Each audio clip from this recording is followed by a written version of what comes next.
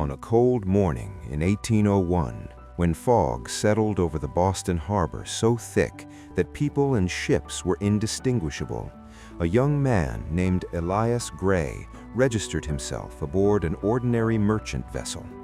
On paper, he was listed as a translator, yet in truth no one knew whose language he would translate or whose words he would carry to whom. Elias had been born at the dawn of a newly independent nation where the meaning of freedom was still not fully understood. His father had carried messages during the American Revolution, never speaking aloud, never writing anything down, reading meaning only by looking into people's eyes. And from that man, Elias learned that those who shape history the most are almost never found in its pages.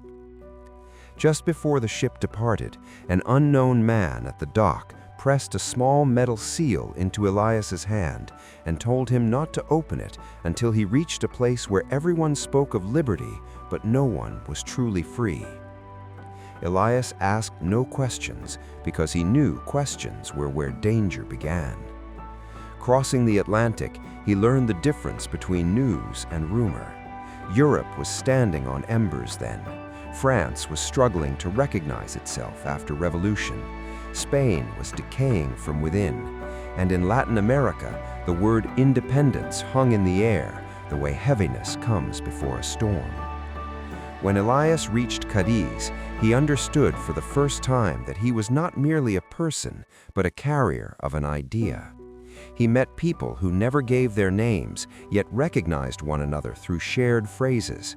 They said a state was not just a king or a flag, but memory itself, and that if memory could be altered, the future would follow. Elias did not yet know that the path he was walking would end with his own name being erased. Officially, he had been sent to work as an assistant to an American consul, but his real task was different. He copied documents assumed never to be read. He carried messages that were never signed.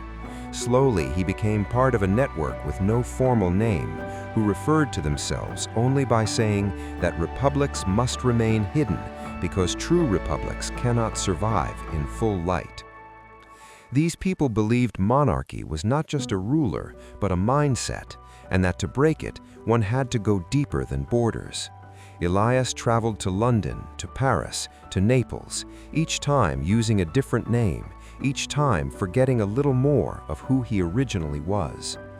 One night in Paris, he met a man who said there would come a future America where people would believe their history was complete, while the most important chapters had been deliberately removed.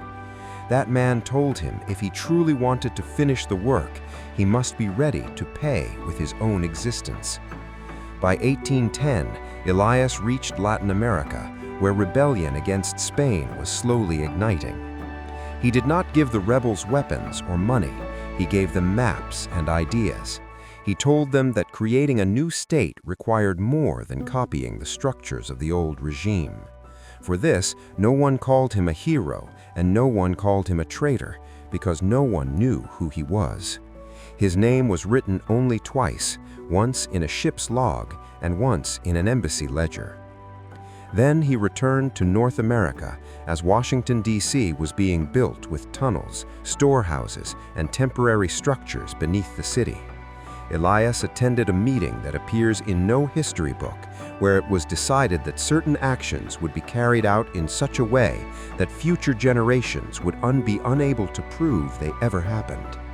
At the end of that meeting, Elias placed the small metal seal on the table, and someone told him to leave it behind.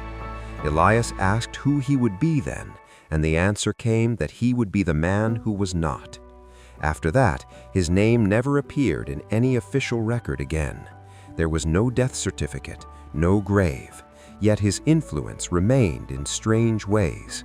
Similarities appeared in constitutional language across different nations, phrases and ideas whose origins could not be traced.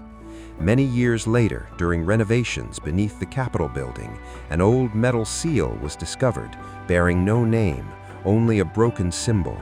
Scholars said it might have belonged to construction workers. Others claimed it was Masonic. but no one said it was the mark of a man who believed in history but did not want his own. Whether Elias Grey died or lived on under another name, no one knows.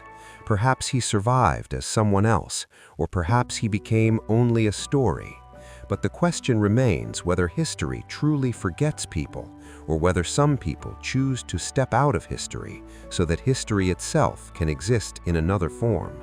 Because sometimes a nation is built by a hero, and sometimes it is built by someone who abandons all credit and stands in the dark.